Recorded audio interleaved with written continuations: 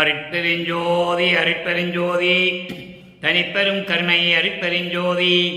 எல்லா உயிர்களும் இன்புற்று வாழ்க, வள்ளல் மலரடி வாழ்க வாழ்க, கொல்லா விருதம் குவளை எல்லாம் ஓங்குக, நல்லோர் நினைத்த நலம்பெறுக, நன்று நினைத்து எல்லோரும் வாழ்க இசைந்து. உலக மக்களே, அறிவார்ந்த அன்பர்களே, ஆண்மநேய ஒருமைப்பாடுடைய அன்பர்களே, வல்லப்ப நமக்கு அருளிய திருவெட்பாவில் 3ஆம் திருமுறையில் 19வது பதிகம் காதல் மாட்சி என்ற பதிகத்தில் இருக்கின்ற பாடல்களுடைய விளக்கங்களை பார்த்து கொண்டிருக்கிறோம். காதல் மாட்சி மொத்தம் 10 பாடல்களை கொண்டது. இதுவரை 3 பாடல்களுடைய விளக்கங்களை நாம் பார்த்திருக்கிறோம். இன்று 4வது பாடலை பார்க்க போகிறோம். இந்த பாடலை பார்ப்பதற்கு முன்னால் ஒரு சிறிய முன்னுரை. காரணம், இந்த பிரபஞ்சம் தோன்றிய காலத்திலிருந்தே 4 யுகங்களிலும், கிரேதயுகம், திரேதயுகம், துவாரயுகம், கலியுகம், 4 யுகங்களிலுமே சமயங்களை படைத்தார்கள், மதங்களை படைத்தார்கள், மார்க்கங்களை படைத்தார்கள். இந்த சமயத் தலைவர்களும் மத தலைவர்களும் மார்க்கங்களை படைத்த தலைவர்கள் எல்லாம் சேர்ந்து இறைவனை எப்படியெல்லாம் உருவப்படுத்தி வணங்கினார்கள் என்பதையும், அவர்களுக்கு ஏற்றபடி உருவங்களை அமைத்து ஆலயங்களை அமைத்தார்கள் என்பதையும், ஆலயங்களுக்கு ஏற்றபடி வழிபாட்டு முறைகளை எல்லாம் அமைத்தார்கள் என்பதையும் நாம் பார்த்து கொண்டிருக்கிறோம். இதே நிலையில் சமயங்களும் மதங்களும் மார்க்கங்களும் சாராத மார்க்கமான ஒரு சமரச சுத்த சன்மார்க்கத்தை அருட்பெருஞ்சோதி ஆண்டவர் நிறுவி அதை தன் மகனிடம் ஒப்படைப்பதற்காகத்தான் வள்ளல் பெருமானை ஒரு தாய் வழியாக இந்த மண்ணுலைக்கு வருவிக்க செய்தார் என்பது திருவெட்பாவில் கண்ட உண்மை. அப்போ சமயங்களும் மதங்களும் மார்க்கங்களும் சார்ந்த காலகட்டத்தில் நமது குழந்தை இறைவன் வல்லற்பமானவர்கள் அருட்பெருஞ்சோதி ஆண்டவர் வைத்த பெயர் செல்வப்பிள்ளை. ஆக அப்படிப்பட்ட அந்த குழந்தை இறைவன் இந்த மண்ணுலகை வருவிக்க உற்று 9 ஆண்டுகள் வரையிலும் தான் யார் என்ற நிலை அவருக்கு தெரியாது. இறைவன் வந்து 9வது ஆண்டிலே ஆட்கொண்ட பிறகு இவருடைய மறைப்பு நீங்குகிறது. மறைப்பு நீங்கிய பிறகு இறைவனை தேடி போகிறார். இறைவன் வந்தார், மகனை ஆட்கொண்டு விட்டு சென்று விட்டார், அருள் எதுவும் கொடுக்கவில்லை. அப்போ அந்த மறைப்பு நீங்கிய பிறகு வல்லப்பமானவர்கள் இந்த மண்ணுலகிற்கு வருவதற்கு முன்னால் எப்படியெல்லாம் விண்ணுலகத்திலே இருந்தார் என்பதையும், எப்படியெல்லாம் இறைவனிடம் தொண்டு செய்தார் என்பதையும் தெளிவாக நமக்கு திருவெட்பாவிலே அருளியிருக்கிறார்கள். அப்போ மறைப்பு நீங்கிய பிறகு இறைவனை தேடி திருவெற்றியூர் செல்கிறார். அங்கே என்ன நடக்கிறது என்பதை தான் காதல் மாட்சியிலே நமக்கு வல்லற்பமானவர்கள் அருளியிருக்கிறார்கள். காதல் மாட்சி என்பது தன்னை தலைவியாகவும் இறைவனை தலைவனாகவும் நினைத்து காதலிக்கிறார். காதல் செய்வது என்பது அன்பு காட்டுவது, உள்ளத்தை தோழியாக வர்ணனை செய்து தோழியிடம் சொல்லுகிறாள் இறைவனுடைய நிலையையும், இவள் தலைவி இறைவன் மீது எப்படியெல்லாம் காதல் கொண்டாள் என்பதையும், இறைவனிடம் அருளை பெறுவதற்காக தான் நான் திருவெற்றியூர் வந்தேன் என்பதையும், என்னை பார்க்காமல் ஓடுகிறார் என்பதையும் இந்த பாடலிலே நமக்கு தெளிவாக அருளியிருக்கிறார்கள். அதை பார்த்து கொண்டிருக்கிறோம். பாடலின் மைய கருத்து என்னவென்றால், வல்லற்பமான் அவர்களுக்கு மறைப்பு நீங்கிய பிறகு தான் யார் என்ற நிலை அவருக்கு உணர்ந்து விடுகிறது. அவருக்கு அந்த நிலை வந்து விடுகிறது, தான் யார் என்ற நிலை உணர முடிகிறது. அப்போ இறைவனை பார்க்க வேண்டும், இறைவனிடம் அருளை பெற வேண்டும் என்பதற்காக திருவெற்றியூர் கோயிலுக்கு செல்லுகிறார்.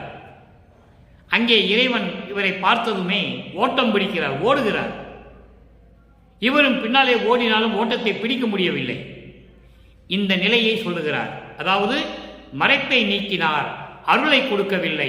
நான் அருளை வாங்குவதற்காக திருவெற்றியூருக்கு சென்றேன், அவர் என்னை பார்த்து விட்டு திரும்பி பார்க்காமல் ஓடுகிறார் என்ற நிலையை இந்த பாடலிலே நமக்கு அருளியிருக்கிறார்கள். இதன் பிறகு இந்த பதிகம் முடிந்தவுடனே அடுத்த பதிகம் பார்க்கும்போது மறுபடியும் இறைவன் 12வது ஆண்டிலே வந்து எப்படி ஆட்கொண்டார், எப்படியெல்லாம் அருளை கொடுத்தார் என்பதை நாம் பார்க்க போகிறோம். ஒவ்வொரு நிலைக்கு ஏற்றபடி நாம் பார்த்து கொண்டிருக்கிறோம். திடீரென்று 2ஆம் திருமுறையினுடைய விளக்கம் சொல்லிக் கொண்டிருப்பேன். அப்போ அதன் பிறகு இறைவனுடைய அறிவுறுத்தலின்படி அடுத்த நிலைக்கு செல்லும்போது 3வது திருமுறையில் இருக்கின்ற பாடலுடைய விளக்கத்தை பார்த்து கொண்டிருப்போம். திடீரென்று 4ஆம் திருமுறைக்கு சென்று விடுவேன். இதெல்லாம் இணைத்து கோர்வையாக சொல்ல வேண்டிய ஒரு காலகட்டத்தில் நாம் இருக்கிறோம். காரணம், 200 ஆண்டுகளாகவே நமது இறைவன் வல்லற்பமானவர்கள் இந்த மண்ணுக்கு வருவிக்க உற்று 200 ஆண்டுகளாகவே வல்லற்பமானுடைய இறைநிலையையும் சுத்த சன்மார்க்க சங்கத்தினுடைய விளக்கங்களையும் யாரும் மக்களிடம் சொல்லவில்லை. சமரச சுத்த சன்மார்க்கத்துடைய விளக்கம் என்ன? சமரச சுத்த சன்மார்க்கத்தின் வழிபாடு எப்படி? சமரச சுத்த சன்மார்க்கத்தை பெற்ற பிறகு வல்லற்பமானுடைய இறைநிலை எப்படி இருக்கிறது என்பதையெல்லாம் மக்களுக்கு விளக்கி சொல்ல வேண்டிய ஒரு காலகட்டத்தில் நாம் இருக்கிறோம். அதை தான் பார்த்து கொண்டிருக்கிறோம். 3ஆம் திருமுறையுடைய பாடலுக்கு அதனுடைய விளக்கம் 6ஆம் திருமுறையில் இருக்கும். நீங்கள் உன்னிப்பாக கவனித்துக் கொண்டே வாருங்கள். இப்போ 4வது பாடல், 3ஆம் திருமுறை, காதல் மாட்சி, 4வது பாடல். தன்னை தலைவியாகவும் இறைவனை தலைவனாகவும் வர்ணனை செய்து உள்ளத்திடம் சொல்லுவது போல, தோழியிடம் சொல்லுவது போல இந்த பாடலை நமக்கு அருளியிருக்கிறார்கள். நிலவார் சடையார், நிலவு ஆர் சடையார், அப்படி படிக்கணும். அதை நிலவார் சடையார்னு பாட்டில் வந்த வரியில் இருக்கும். நிலவு ஆர் சடையார், நிலவு ஆர் சடையார் திரிவுற்றி நிறுத்தல் பவனிதனை காண நலவு ஆதரவின் வந்து நின்றாள், நலவு ஆதரவின் வந்து நின்றாள். நங்காய், நங்காய் என்பது தோழி, பெண்ணே, உள்ளத்திடம் சொல்லுகிறார். நங்காய் எனது நான் கவர்ந்து பலவு ஆதரவால் நம்மை திரும்பி பாராது ஓடுகின்றார். நாம் உலவாது ஓடினாலும் அவர் ஓட்டம் பிடிக்க ஒண்ணாதே. இது பாடல். இப்போ இந்த பாடல் வர வேண்டிய பதவுரை பாருங்க. நிலவு ஆர் சடையார். நிலவு என்பது பிறை சந்திரனை சூடிய அழகான சடையை உடைய இறைவன், திருவொற்றியூரிலே இருக்கக்கூடிய இறைவன். அப்போ அந்த நிலையில் வல்லற்பமானவர்களுக்கு மறைப்பு நீங்கிய பிறகு இறைவன் திருவொற்றியூரில் இருக்கிறான் என்று சொல்லி அங்கே சொல்லுகிறார், இறைவனை காண சொல்லுகிறார். அப்போ திருவொற்றியூரில் இருக்கின்ற இறைவன் பிறை சந்திரனை சூடிய அழகான சடையை உடையவர். நிறுத்தர், நிறுத்தர் என்பது அருள் நடனம் செய்து கொண்டிருக்கின்றவர், நடனமாடிக்கொண்டிருக்கின்றவர், கூத்தாடி கொண்டிருக்கின்றவர், எப்படி வேணாலும் சொல்லலாம். அப்படிப்பட்ட இறைவனுடைய பவனிதனை, அவர் திருவுலா வீதி உலா வரும்போது, அந்த பவனி வரும்போது அவரை நான் பார்க்க எப்படியும் அருளை பெற வேண்டும் என்ற நோக்கத்தோடு, நல்ல எண்ணத்தோடு நான் அங்கு சென்றால், அதான் சொல்றார் நலவு ஆதரவில் என்று சொல்லுகிறார். நலவு ஆதரவில் என்பது எப்படியாவது இறைவனை சந்தித்து, இறைவன் யார் என்று தெரிந்து விட்டது. அப்ப அந்த இறைவனை சந்தித்து எப்படியாவது இறைவனிடம் அருளை பெற வேண்டும் என்று நான் அங்கு சென்று அவருடைய பவனியை திருவிழா, அதாவது திருவுலா வீதி வரும்போது நான் அவரை பார்க்க சென்று அங்கு நின்று கொண்டிருந்தால், பெண்ணே, உள்ளத்திடம் சொல்லுகிறார். உள்ளத்திடம் சொல்லுவது போல உலக மக்களுக்கு சொல்லுகிறார். அதை நீங்கள் புரிந்து கொள்ள வேண்டும். உள்ளத்திடம் சொல்லுவது போல, ஒரு தோழியிடம் சொல்லுவது போல உலக மக்களுக்கு சொல்லுகிறார். உலக மக்களே, என்னுடைய மறைப்பை இறைவன் வந்து நீக்கிவிட்டான். நான் யார் என்ற நிலையை உணர்ந்து கொண்டேன். இறைவன் யார் என்ற நிலையையும் நான் புரிந்து கொண்டேன். அப்போ திருவொற்றியூரிலே இறைவனை பார்த்து அருளை பெற வேண்டும் என்று நான் அங்கு சென்றால், எனது நான் கவர்ந்து எனது வெட்கத்தை எல்லாம் பறித்து கொண்டு பலவு ஆதரவால் பல சிந்தனைகளோடு என்னை பாராத நிலையில் திரும்பி பார்க்காமல் ஓடுகின்றார்.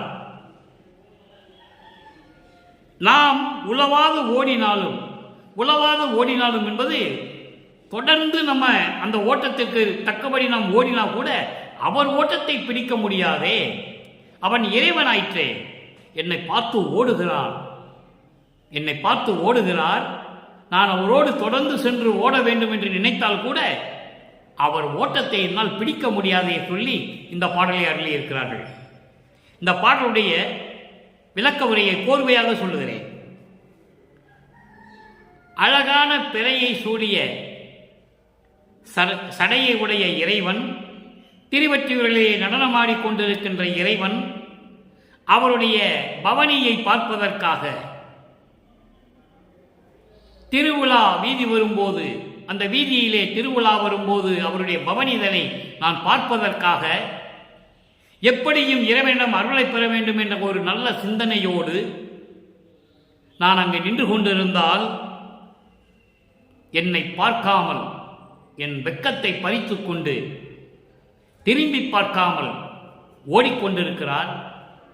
நான் அவரோடு தொடர்ந்து ஓடணும் நினைத்தாலும் கூட அவர் ஓட்டத்தை என்னால் பிடிக்க முடியாதே என்று சொல்லி இந்த பாடலை அருளியிருக்கிறார்கள்.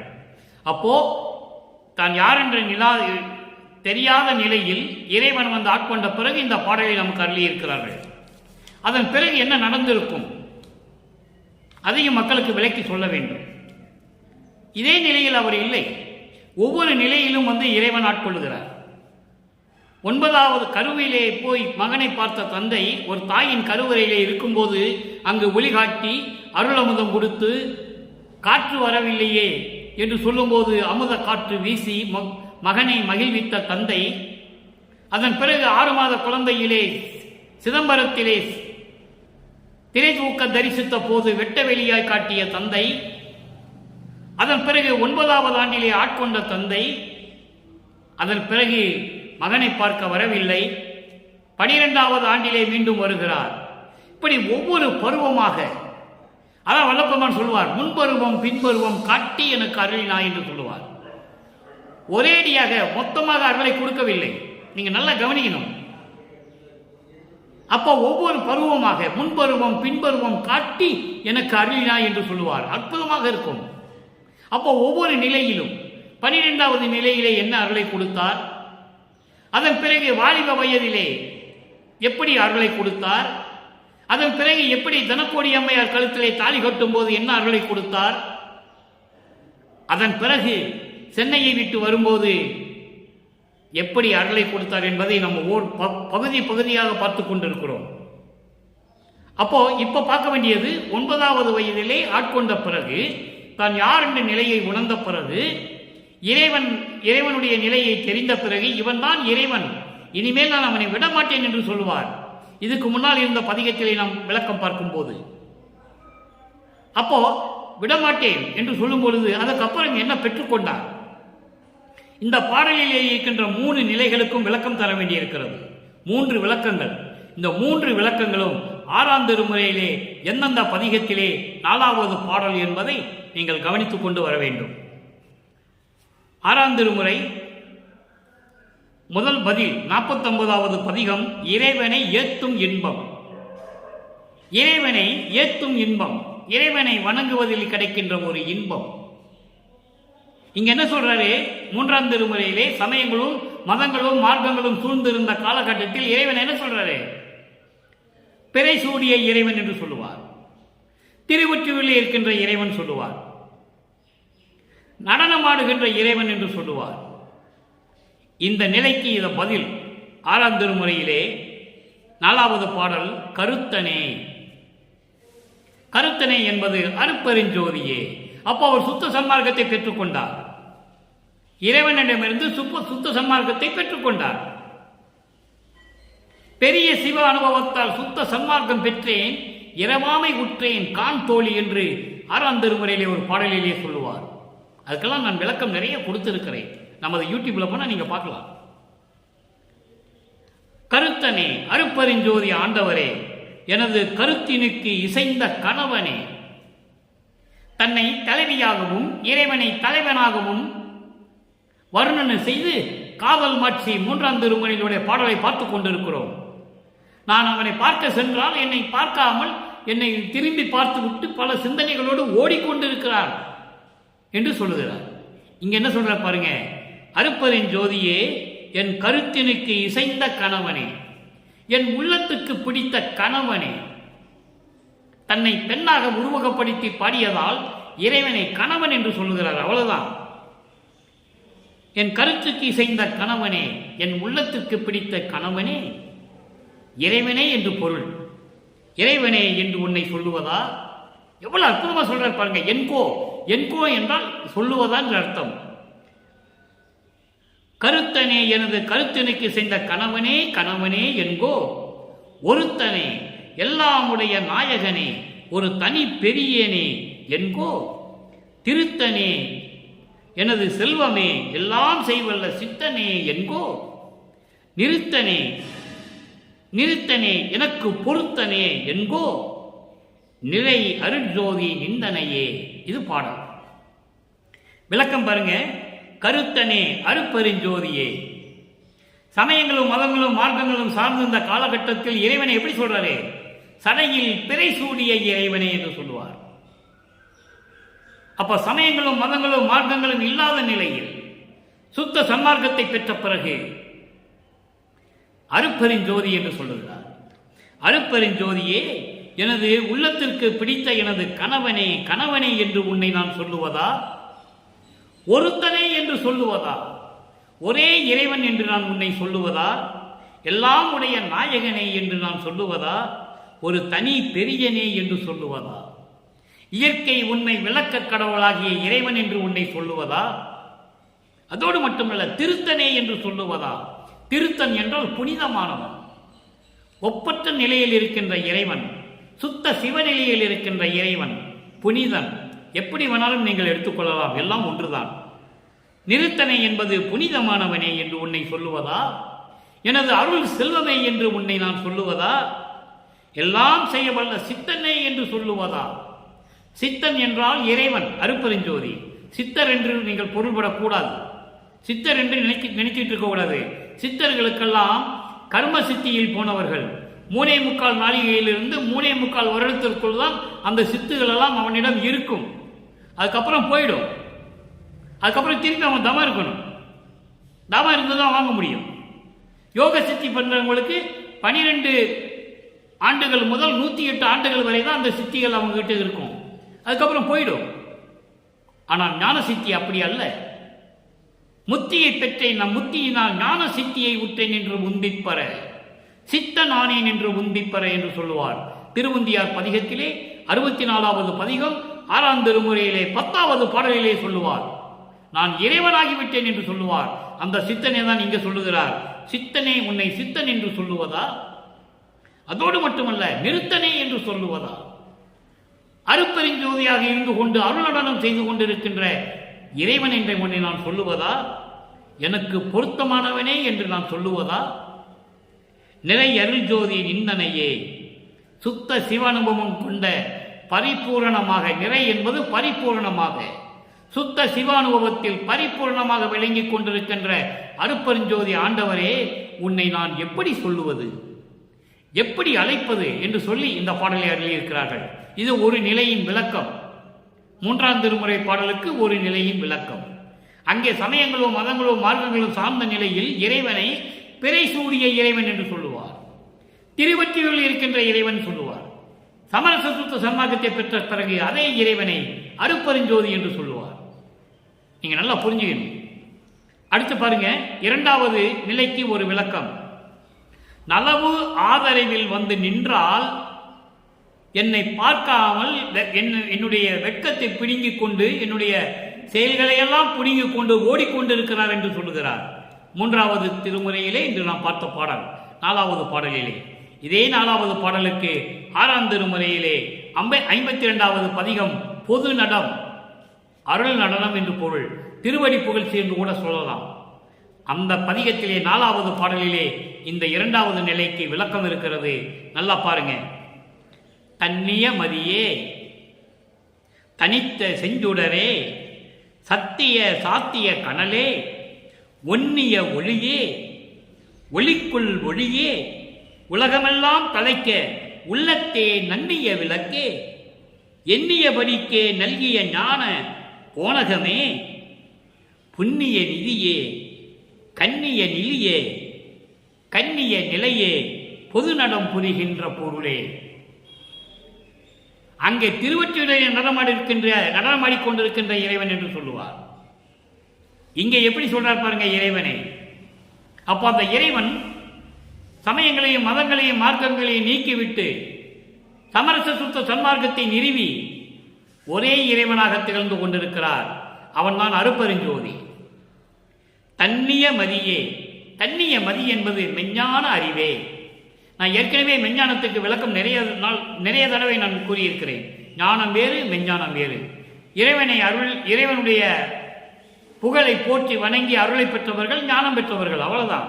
மெஞ்ஞானம் அப்படி அல்ல, முக்காலத்தையும் உணரக்கூடியது, எந்த நிலையிலும் உணரக்கூடியது. அப்படிப்பட்ட மெஞ்ஞான அறிவு கொண்ட இறைவனே, தனித்த செஞ்சுடரே, ஒப்பற்ற நிலையில் பரிபூர்ணமாக ஒளி வீசிக் கொண்டிருக்கின்ற அருப்பெருஞ்சோதி ஆண்டவரே, அருப்பெருஞ்சோதியே, சத்திய சாத்திய கனலே, இயற்கை உண்மை பொருந்திய உண்மை விளக்க கடவுளே, அருப்பெருஞ்சோதியே. அதுக்குதான் சத்திய சாத்திய கனலே என்று சொல்லுகிறார். சத்து சித்து என்று சொல்லுவார் ஒரு இடத்திலே. சத்து என்பது இயற்கை உண்மை, சித்து என்பது இயற்கை உண்மையின் விளக்கம். ஆக சத்திய சாத்திய கனலே என்பது இயற்கை உண்மை பொருந்திய உண்மை விளக்க கடவுளாகிய அருப்பெருஞ்சோதியே, ஒன்னிய ஒளியே, மேல்நிலையில் மேலான நிலையில் இருக்கின்ற சிவநிலையில் இருக்கின்ற ஒளியே, அருப்பெருஞ்சோதியே, ஒளிக்குள் ஒளியே. அதைதான் வளர்ப்பமான் சொல்லுவார், அருமையாக இருக்கும் ஜோதியில் ஜோதியே என்று சொல்லுவார். அதைதான் இங்க ஒளிக்குள் ஒளியே என்று சொல்லுகிறார். உலகமெல்லாம் தலைக்க என் உள்ளத்தை நன்றிய விளக்கே. உலகமெல்லாம் செழிக்க வேண்டும் என்பதற்காக, உலகமெல்லாம் உலகத்தில் இருக்கிற எல்லா உயிரினங்களும் இன்புற்று வாழ வேண்டும் என்பதற்காக, எல்லா உயிர்களும் இன்புற்று வாழ்க வேண்டும் என்பதற்காக என் உள்ளத்திலே பொருந்திய விளக்கே, அருப்பெருஞ்சோதியே. விளக்கு என்பது அருப்பெருஞ்சோதி. அருப்பெருஞ்சோதியே, எண்ணிய படிக்கே நல்கிய ஞான போனகமே, நான் நினைத்தபடியெல்லாம் எனக்கு அருளை வழங்கிய ஞான அமுதமே. போனகம் என்பது அமுதம், அருள் அமுதம். ஞான அமுதமே, புண்ணிய நிதியே, புண்ணிய அருள் செல்வமே, கண்ணிய நிலையே. கண்ணிய நிலை என்பது உயர்ந்த நிலை, ஒப்பற்ற நிலை, ஒப்பற்ற நிலை. சமயங்களும் மதங்களும் மார்க்கங்களும் சாராத நிலை, கண்ணியமானவன் என்று சொல்லுவார்கள் உலகியலிலே. எதிலேயும் கலப்படம் இல்லாதவன், எதிலேயும் கலப்படம் இல்லாதவன், சமயங்களிலும் மதங்களிலும் மார்க்கங்களிலும் கலப்படம் இல்லாத, அதோடு சேராத தனி நிலையில் இருக்கின்ற உயர்ந்த நிலையில் இருக்கின்ற இறைவன். அதான் கண்ணிய நிலை என்று சொல்லுகிறார். கண்ணிய நிலையே, பொது நடம் புரிகின்ற பொருளே, அருள் நடனம் செய்து கொண்டிருக்கின்ற இறைவனே, அருப்பெருஞ்சோதியே என்று சொல்லுகிறார். இறைவனை பொருள் என்று சொல்லுகிறார். பொறித்த மதம் சமயம் எல்லாம் பொய் பொய்யே, அவற்றின் புகுதாதி சிவம் ஒன்றே பொருள் என கண்டறிமின். கண்டறிமின்னா அறிந்து கொள்ளுங்கள், தெரிந்து கொள்ளுங்கள். அருப்பெருஞ்சோதிதான் கடவுள் என்று தெரிந்து கொள்ளுங்கள் என்பதை ஞானசரியிலே வல்லப்பமானவர்கள் தெளிவாக நமக்கு அருளியிருக்கிறார்கள். இறுதியாக மூணாவது நிலைக்கு ஒரு விளக்கம். மூணாவது நிலைக்கு ஒரு விளக்கம், அதாவது அவர்களிடமிருந்து அருளை பெற வேண்டும் என்றால், எப்படியாவது பெற வேண்டும் என்று நாம் போய் நின்றால் என்னை பார்க்காமல் திரும்பி பார்க்காமல் ஓடுகிறார் என்று சொல்லுகிறார். நலம், அதாவது நாம் உளவாக ஓடினாலும் அவர் ஓட்டம் பிடிக்க ஒண்ணாதே என்று சொல்லுவார். சரி, இறைவன் ஓடுகிறான் என்னை பார்த்து, அவன் ஓட்டத்தை பிடித்து விடலாம் என்று நான் தொடர்ந்து ஓடினா கூட அவன் ஓட்டத்தை பிடிக்க முடியாது. அப்போ 12 வயது ஆண்டுகளுக்கு பிறகு இறைவன் அருளை கொடுத்த பிறகு இவர் நினைத்தரத்தில் இருப்பார்.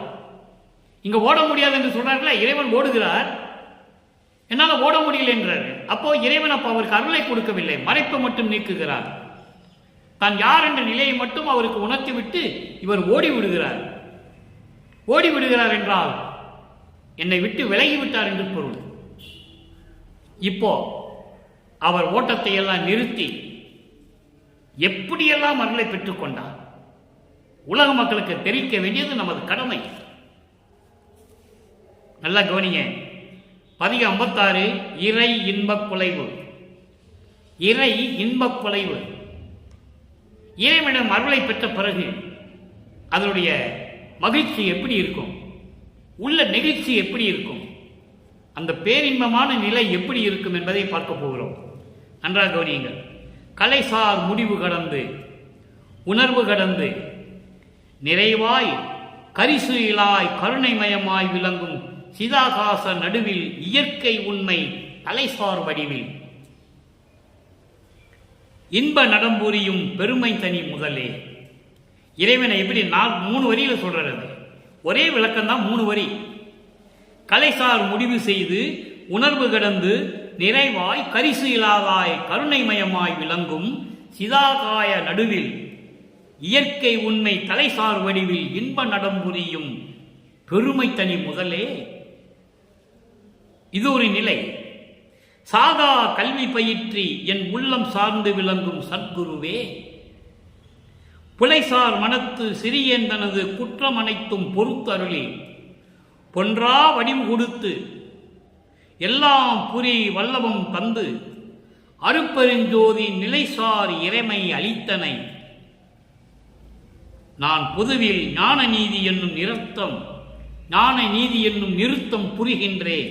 புரிதல் நீயோ நானோ நிகழ்த்தாயே. இது பாடல். சமயங்களும் மதங்களும் மார்க்கங்களும் இல்லாத நிலையில் இறைவனை தன் ஆண்கோட்ட பிறகு சமரச சுத்த சன்மார்க்கத்தை தந்தையிடமிருந்து பெற்ற பிறகு சமயங்களும் மதங்களும் மார்க்கங்களும் கலக்காத எதையும் சாராத தனி மார்க்கமான சமரச சுத்த சன்மார்க்கத்தை பெற்ற பிறகு எப்படி அருளை பெறுகிறார்? கலைசார் முடிவு கடந்து.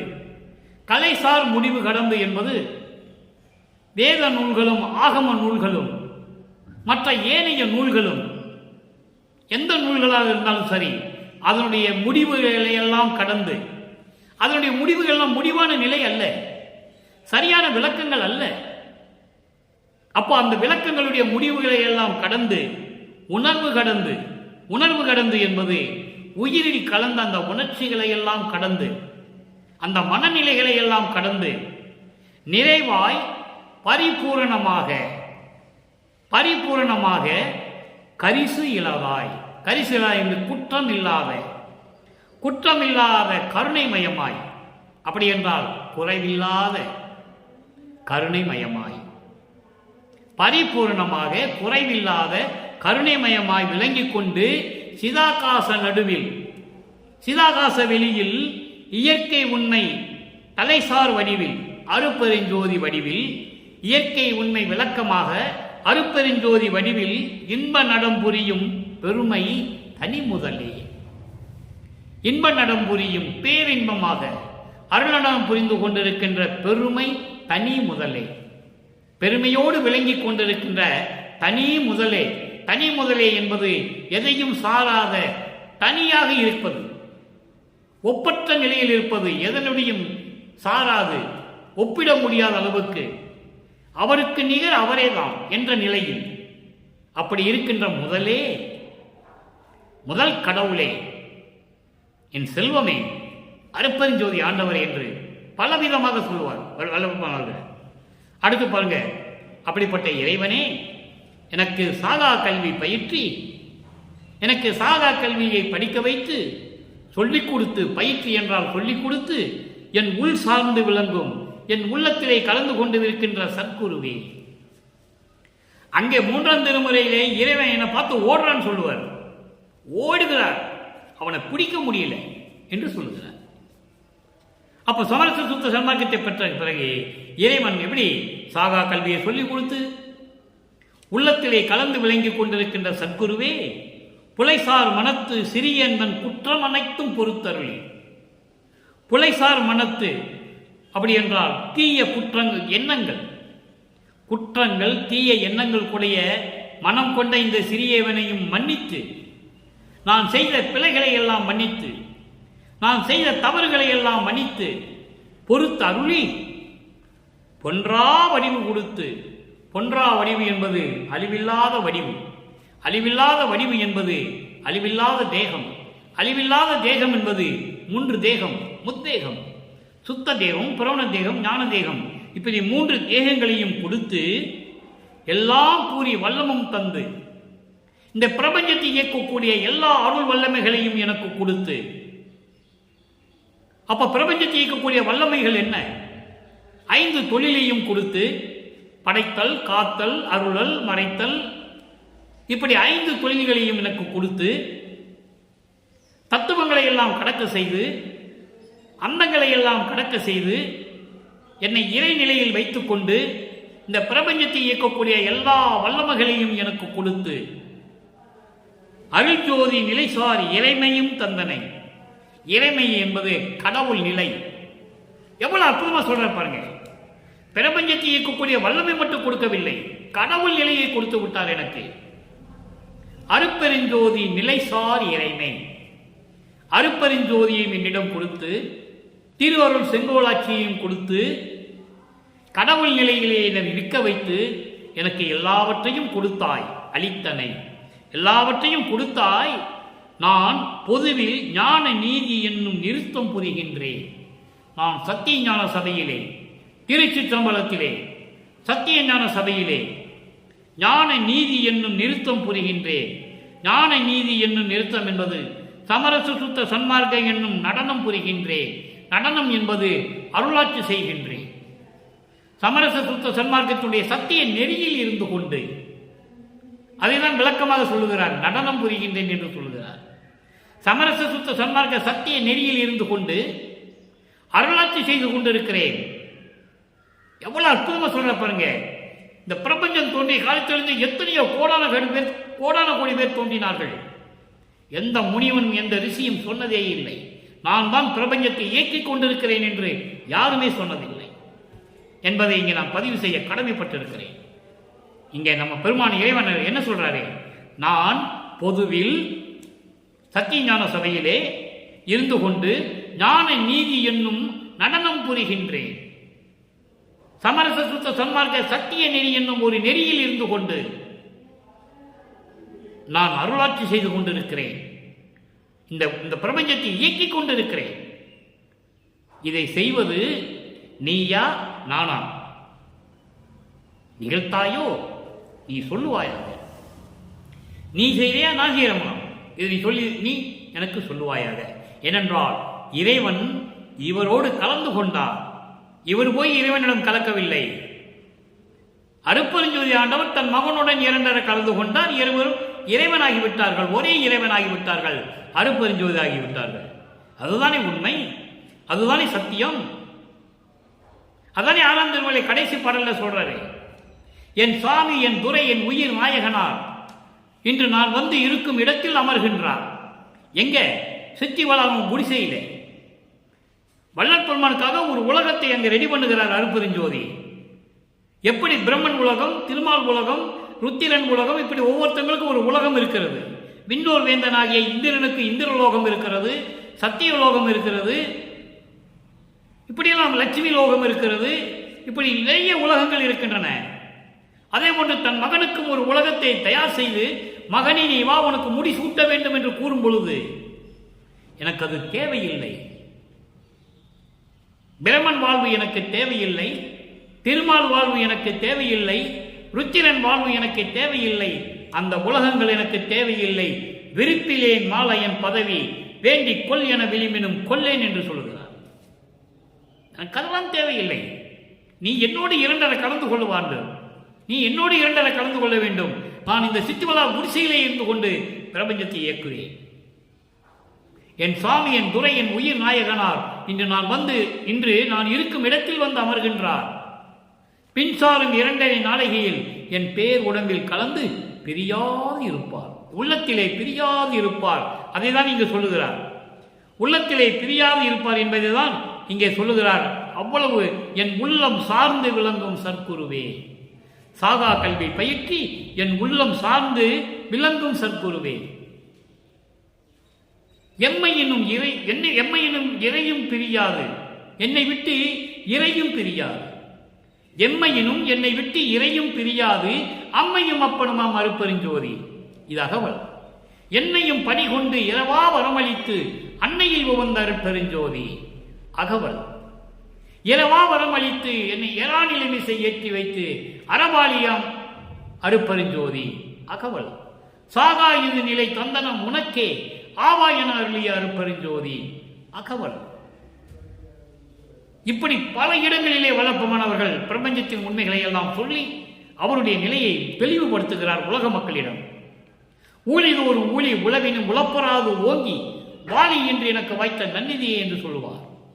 ஒவ்வொரு யுகத்திலும் வளர்ப்பமானவர்கள் இருந்திருக்கிறார் என்பதை நீங்கள் புரிந்து கொள்ள வேண்டும். இன்னொரு பாடலிலே ரொம்ப அற்புதமாக சொல்லுவார். ஊழில் ஒரு ஊழி உளவினும் அழியா உடம்பை அளித்தனன். மீதி மற்றவர்களாம் எப்படியா? செத்து பிறந்து செத்து பிறந்து வந்தவர்கள். அப்படி பிறந்து பிறந்து செத்து செத்து போன தேவர்களை நான் மதிக்க மாட்டேன் என்று சொல்லுவார். என் முன் வழியிலர் என்று சொல்லுவார். வழியிலர் என்பது எனக்கு சமமானவர்கள் அல்ல, அவர்கள் வலிமையானவர்கள் அல்ல, என் வலிமைக்கு நிகரானவர்கள் அல்ல. அவர்களை வணங்க வேண்டிய அவசியம் இல்லை. உன்னை மறக்கவும் மாட்டேன், மற்ற தேவர்களை மதிக்கவும் மாட்டேன் என்று சொல்லுவார். அற்புதமாக இருக்கும். அப்படிப்பட்ட இறைவனை நாம் பெற்றிருக்கிறோம், வல்லப்பமானை பெற்றிருக்கிறோம். நீங்கள் நன்றாக புரிந்து கொள்ள வேண்டும். ஆக இந்த கடைசி பாடலிலே 3வது விளக்கத்தை, சமயங்களும் மதங்களும் மார்க்கங்களும் சார்ந்த நிலையில் இறைவன் ஓடுகிறார். இவர் இறைவனை பிடிக்க முடியவில்லை. முன்பருவம் பின்பருவம் காட்டி என்று சொல்லுவார். ஒவ்வொரு பருவத்துக்கு ஏற்ற வைத்து மகனை வந்து ஆட்கொண்டு அருளை கொடுக்கிறார். அந்த நிலையில் இறுதியாக சமயங்களும் மதங்களும் மார்க்கங்களும் சாராத ஒரு மார்க்கமான சமரச சுத்த சன்மார்க்கத்தை நிறுவி தன் மகனிடம் ஒப்படைத்து உலக மக்களை எல்லாம் இந்த சன்மார்க்கத்தில் சேர்க்க வேண்டும் என்பதற்காகத்தான் உன்னை நான் வருவிக்க செய்தேன் என்றெல்லாம் பாடலிலே வருகிறது. ஆக சமரச சுத்த சன்மார்க்க சத்திய நெறியை பின்பற்றி இந்த சமயங்களும் மதங்களும் மார்க்கங்களும் சுத்த சன்மார்க்கத்தின் முக்கிய தடைகள் என்று சொல்லுகிறார். எல்லாமுடைய அற்புதஞ்சோதி அற்புத கடவுளே, இது தொடங்கி எக்காலத்தும் சுத்த சன்மார்க்கத்தின் முக்கிய தடைகளாகிய சமயங்கள் மதங்கள் மார்க்கங்கள் என்பவற்றின் ஆசார சங்கற்ப விகற்பங்களும் வருணம் ஆசிரமம் முதலிய உலகச்சார சங்கற்ப விகற்பங்களும் எங்கள் மனதில் பற்றா வண்ணம் அருள் செய்தல் வேண்டும். எவ்வளவு அற்புதமான விண்ணப்பம் இறைவனிடம் கேட்கிறார். அவருக்காக அல்ல, உலக மக்களுக்காக நீங்கள் கேட்க வேண்டும் இறைவனிடம். அலைபாய்கின்ற மனதை நிறுத்தி ஒருமைப்படுத்த வேண்டும். சுத்த சன்மார்க்கத்தின் முக்கிய லட்சியமாகிய ஆன்மீக ஒருமைப்பாட்டுரிமை எங்களுக்குள் எக்காலத்தும் எவ்விடத்தும் எவ்விதத்தும் எவ்வளவும் விலகாமல் இருக்க அருள் செய்ய வேண்டும். இறைவனிடம் கேட்க வேண்டும். அந்த நிலையில் இருந்து கொண்டு கொலையும் புலையும் தவிர்த்து சைவ உணவுகளையே மேற்கொண்டு எந்த உயிர்களையும் கொலை செய்யாது துன்புறுத்தாது அந்த நிலையில் நீங்கள் சத்திய நெறியில் இருந்து கொண்டு இறைவனை வணங்கி இறைவனுடைய அருளையும் செல்வங்களையும் பொருள் செல்வங்களையும் எல்லாம் பெற்றுக்கொண்டு நீங்கள் இந்த வையகத்திலே உறவினர்களோடும் மக்களோடும் மனைவியோடும் பிள்ளைகளோடும் நீங்கள் வாழ்வாங்கு வாழ்ந்து நோயற்ற வாழ்வில் வாழ வேண்டும் என்று வாழ்த்தி இந்த வள்ளலார் ஊழியன் விடைபெறுகிறேன். மீண்டும் நாளை சந்திப்போம். நன்றி, வணக்கம். அருட்பெருஞ்சோதி அருட்பெருஞ்சோதி, தனிப்பெரும் கருணை அருட்பெருஞ்சோதி.